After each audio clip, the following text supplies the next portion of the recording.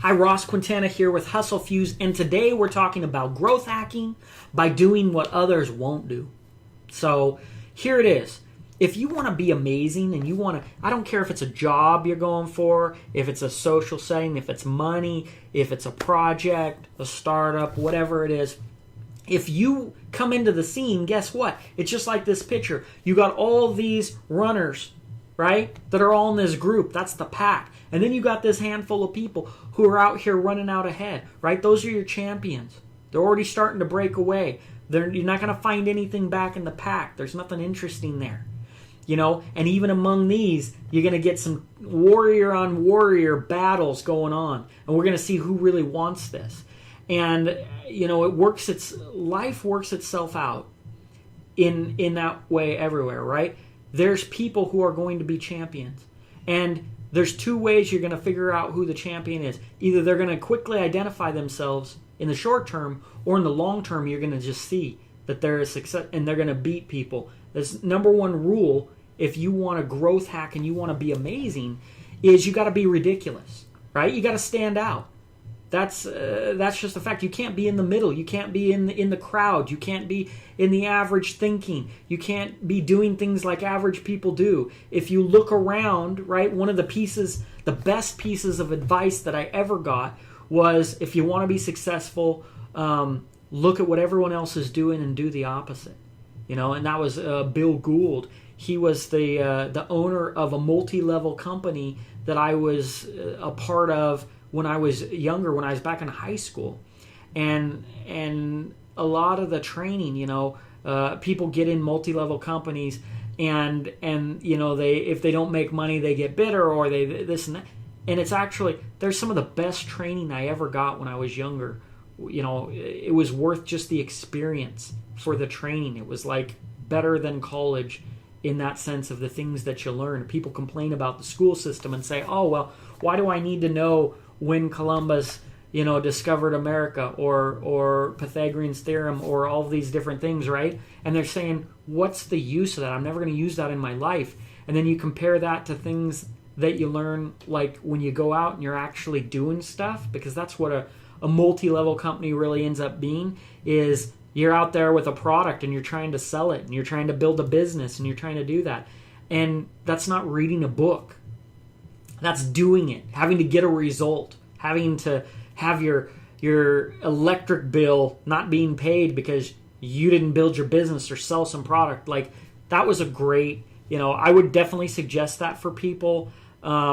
If they're not just if they're young, but I would say it's a good industry in the sense that it requires hustle and it requires you to get results and doesn't care about anything else. You can go to trainings and you can get amped up and you can do all this and that, but if you don't get back and get on the phone and talk to people and make sales and grow your business, then nothing happens. And so in that sense, any kind of commission sales like that, it's a great lesson. It's almost, you should have to go through commission sales when you're going through school, just to learn what really matters. Like, getting results matters, and then you start to apply the head knowledge to your results and seeing, oh, I can get more results. If you get more results from something that you learned, then you learn something, right?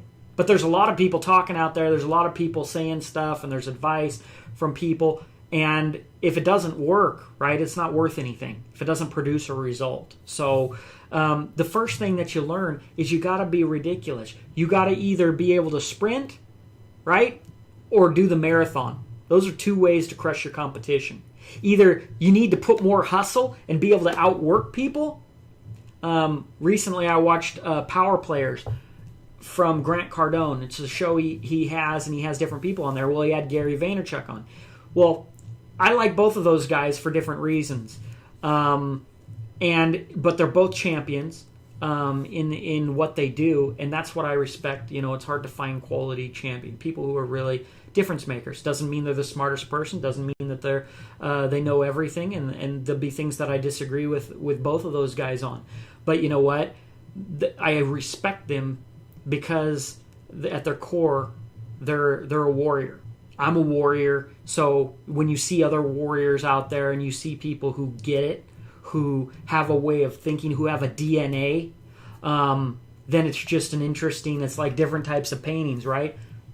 Picasso might do his thing, Michelangelo might do his thing. Everybody, they got different styles and different things that they're doing, but you respect the greatness of what they're doing, whether it's your cup of tea or not. And so I respect both those guys. It was cool to see them come together. Grant, when you're dealing with aggressive people, it's funny because everybody's, they're doing their thing and they're going to bump in, they're going to knock heads on things, and one doesn't have to be right or wrong necessarily, but they're probably both going to want to be right in their own minds. Grant looks over to him and says, hey, who works harder, you or me? And of course, Gary's like, I do, absolutely, which is just funny because I think that true warriors don't often get a good battle, right? I mean, you look at the people who dominate. You look at Conor McGregor, right? He's going to go in, he's knocking people out in MMA, in seconds and all this and that. That's cool. But even a champion who comes in and actually dominates respects a good fight, right? Respects somebody who can give him a good fight and doesn't look for the easy fights. They want to dominate, but there's a difference from wanting to dominate someone who's less skilled than you and wanting to dominate somebody who really takes it to you and makes it difficult. And so I enjoyed watching this show because you got two people who maybe among some of their followers and things like that, people who are following them, they can absolutely be a dominating force. But then when you get somebody else who's also a dominating force, it creates some interesting interactions. And Gary, he was like, you know what? I've been doing this since my 20s. I've been working hard. I've been hustling. I work 16-hour days. I do all this. And there's no question. If you want an example of somebody who can sprint, he can actually sprint and marathon because he's been sprinting for a long time. And that's hard for people to maintain. But there's actually exponential value when you can maintain your hustle. Because people find a way to quit. It's like this image here of these runners, right? Some of these guys even broke out early. They're going to be up there. They're leaders compared to the average. But they're going to find a way along the way. Someone's leg is going to get tired. Someone's going to get thirsty. Someone's going to mentally give up. Like, you know what? Over the long haul, there's going to be a winner. And there's going to be second place. And there's going to be fifth place. And there's going to be 100th place. And the people who didn't even finish the race who quit, right? There's all kinds of people. Every situation. So you just have to determine who you're going to be. And you do that, you get there by being in the extremes and asking great questions, right? Knowing what's going to make you quit, right? If I go into something and I want to master it, then I'm going to look around and see what's hard.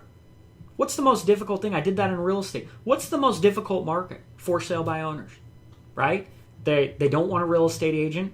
They're a lot of times upside down in their house. They owe too much, or they're overpriced, or they're a know-it-all who doesn't see any value. Like, you're going to go into that market and think you're going to get business? That's the hardest market there is. But I built my career on that. I went up, I walked into the room, show me Goliath. Where's Goliath? I'm going to chop his head off. That's the attitude you have to have, right? I mean, for those who don't know the reference that I'm making, the story from the Bible, David and Goliath, right? All the warriors up on the ridge, they're all afraid of this giant that's sitting down there in the middle. And they're actually empowering that giant because he's going to see all these warriors afraid of him. And then he's just going to be more of a giant, more of a beast. And what comes up? This little guy, David, who is a shepherd. And he's not afraid of the giant. He comes up. He's like, why are you guys afraid of this, right? We got God on our side, man. This guy's nothing. And so goes out there and kills the giant. And how do you think the army of the giant, right? His army, right? They had one guy down there who was making the whole army of Israel afraid, right? And then you got one little guy comes out and is all of a sudden unimpressed with the giant and actually kills the giant. Cuts his head off. What do you think the rest of the army... That was their best guy. And the littlest guy from this other guy came over and destroyed him. What do you think they do? Hightail it and get the hell out of there, right? And that's how it is. If you want to be successful, don't avoid difficulties. Don't avoid the weak point, the hardest thing. I look for the hardest thing. And you focus your energies on overcoming that. That's a great way to growth hack everybody else out there. Because everybody else is avoiding the hard thing. Oh, we don't want to get on the phones. We don't want to make cold calls. We don't want to go door to whatever it is in your industry. Whatever the most difficult thing is, go in and master that first. Everything else is going to be easy. That's going to give you momentum. And number two, you're going to put yourself on the map to all your competitors and say, hey, look, boom. You're going to know who I am. Bam, I came, I slayed the giant. I slayed the dragon. There's a dragon and the giant. Walk in and put yourself on the map. And then understand that you got to be in the extremes. You either do more and hustle more than everybody is today, or you win because people will quit. It's essentially really about asking the questions, what's going to cause people to fail in this? And then making sure that you're not doing that and that you're staying away from that, and you'll have great success. So I hope this kicked you in the brain so you can have a great day. Hope it changes your life. If you found great value in this, let me know in the comments. I want to hear your thoughts. I want to hear what you thought about it. And don't forget to share and like. If someone adds value to you, man, you got to reciprocate and give them value back. There's nothing free in this world. Person changes your life. You make an effort to do something for them. That's called character right there. That's how we live. That's how you go out and you take everything, but you give back too, right? That's straight manning up on success. So I hope this was great for you. Hope you enjoyed it. Share it, like it, and let me know your thoughts. And also, if there's a topic you want me to talk on, I got a lot of content that I'm coming. I'm gonna be. This is one of the first videos I'm gonna be doing for. I'm going to bust out my YouTube channel. We're going to do some more videos because I've been doing all audio. So we still have the audios, but we're going to smack some videos on that too, so you can look me right in the eyes when I'm talking to you. All right? So have a killer day today.